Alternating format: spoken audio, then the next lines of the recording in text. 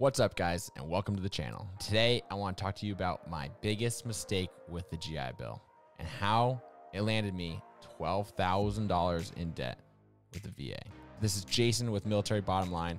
My hope for this channel, this podcast that I have, is to show you guys the opportunities that exist within the military and to help you guys learn from my mistakes, from others' mistakes, and but also to learn from our victories so that you guys can get the most out of your military contract.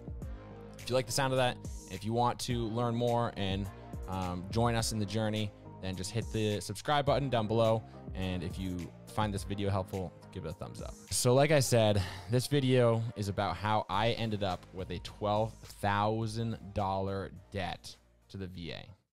And I don't want to bore you with a long backstory, so I'll keep it as brief as possible.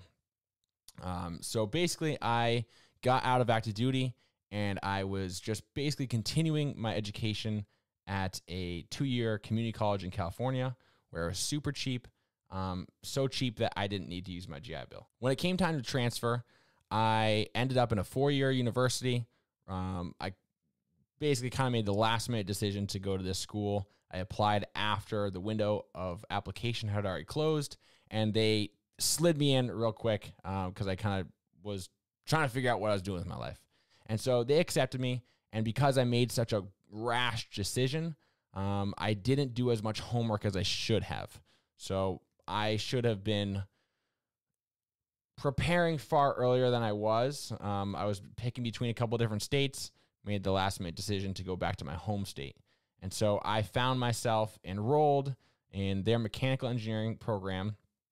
And when I got there, I found out that it was going to cost me 3 years of overloading in order to graduate with my mechanical engineering degree. Despite having already, I think, 90-ish credits, I'd been in school for, 2.5 years. And so, my education career in college was very indirect. I kind of bounced around trying to figure out what exactly I wanted to do. And so when I was at this school, my first semester in, I was like, man, 3 years of overloading mechanical engineering credits. It was tough. Honestly, it was pretty miserable. I was in classes that didn't suit me well. And so trying to figure out what I wanted. And I knew it wasn't that. I knew that I didn't want to be an engineer bad enough to stick through 3 years of overloading. I was really getting to the point where I just wanted to work. And so I was looking at different options, and because my grades were not as much, they weren't doing as well as I wanted them to, I decided that I would drop Calc 3 because I was above a full-time student, so I knew that there would not be any debt accumulated by dropping from whatever it was, like 18 units to 15 units, because 12 units was full-time. Everything above that is a wash. It's, the same price. So I had dropped one class, and then a couple weeks later, I was trying to think, and I was looking at different opportunities that I wanted to pursue, and I decided to talk to the VA rep about what it would cost me to actually withdraw from the semester, because, I didn't want to do it. It was not enjoyable by any means, and I knew that I wasn't going to spend the next 3.5 years hating life to be an engineer, which I would probably still hate life while being an engineer. So I decided to go a different route, and I was talking to the VA rep. We called the VA together to explain, this is what I was hoping to do, and they said, okay, it'll cost you about $2,000 to withdraw from the semester. And I was like, dude, $2,000? Worth it. I had already lined up a semester elsewhere that would get me a degree faster, cheaper, and online. So that worked out pretty well. So with this information, I decided to move forward with basically dropping those courses. I dropped every course but one, because if I stayed in one course, then I was able to keep the Pell Grant. And so this isn't really abnormal. And I think a lot of veterans, myself included, despite it taking like 2.5 years, we are all eagerly ready to go back into school. Despite most of us not really enjoying school in high school, we have this newfound work ethic and this newfound drive that we really want to apply to school because that's what society tells us to go apply it to. It's not uncommon for veterans to kind of like jump into school and realize like, man, this kind of sucks still. I'm a little bit in over my head. And so they provide kind of an opportunity for mitigating circumstances to not get screwed if that happens and not end up with a massive debt. Fortunately, they have that opportunity, but it only exists once. And so it's not like you can just keep doing, enrolling and dropping. Eventually, they're not going to take kindly to that because you're spending money. So you want to make sure you're preserving your GI Bill. What caught me off guard was the 6 credit exclusion rule.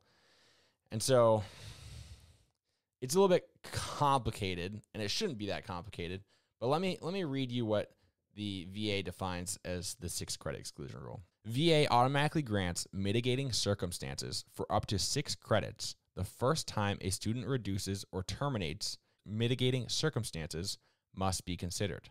This automatic grant is called the 6 credit hour exclusion.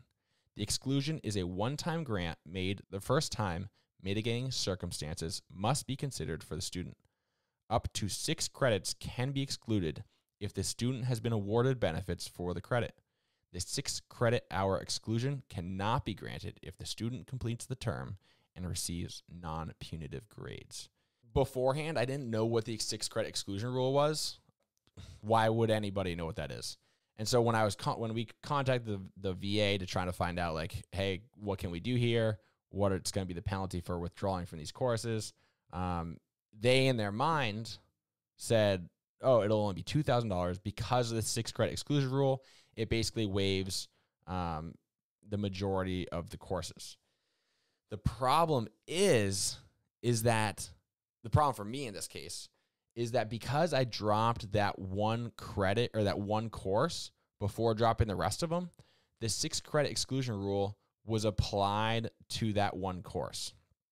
So I went from 18 credits to 15 credits.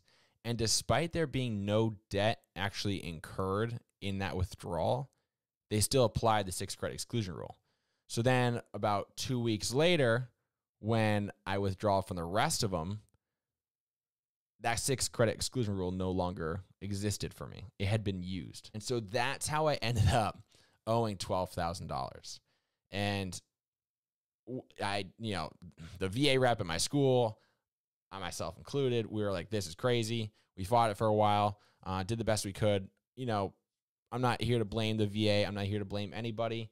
I should have, communicated more as far as like trying to figure out step by step how this goes. And I should not have withdrawn from that course without better communicating and understanding all the different avenues. Because the VA is, I think most people would agree, it gets pretty complicated to work with.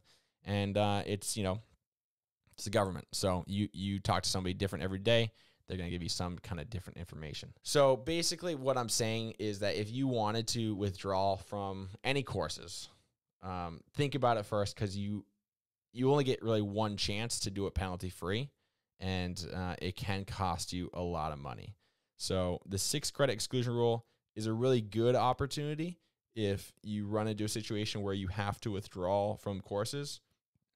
But if you do it like I did, where you didn't know it existed and you just kind of got out as quick as you could, it definitely has the potential to cost you a lot of money. So, aside from the $12,000, it all worked out really well for me.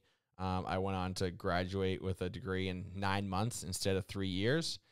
And I enjoyed the process a lot more. And I still have all my GI Bill. So that's also worth noting. If you withdraw from a semester, they're going to give you that debt, but they're going to give you those months of the GI Bill back. So despite me starting to use it for one semester, and it would have cost me 4 months, because I paid that debt back, I do now have 36 months of the GI Bill. So I kind of wish it gave you that option to either say, hey, just take the 4 months instead of giving me that debt, because I probably would have done that instead, but they don't give you the option. So it is what it is. So, take it with a grain of salt when you're doing your homework.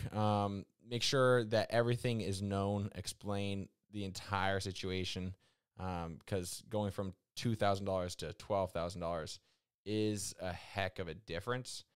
But, you know, such is life. And so basically I'm just here to share that wisdom with you, learn and help you learn from my mistakes so you don't have to make that same mistake. If you guys want more information about the GI Bill, I also made a kind of a do and don't for the GI Bill. And the video, you can see it up above, link on that. A lot of people have found it helpful. Hopefully it helps you. Hope you guys enjoyed. If you guys like this video, then actually give it a thumbs up. If you want more of these videos, give it a subscribe and check out the podcast. Hope you guys are doing well, and I'll see you guys next time.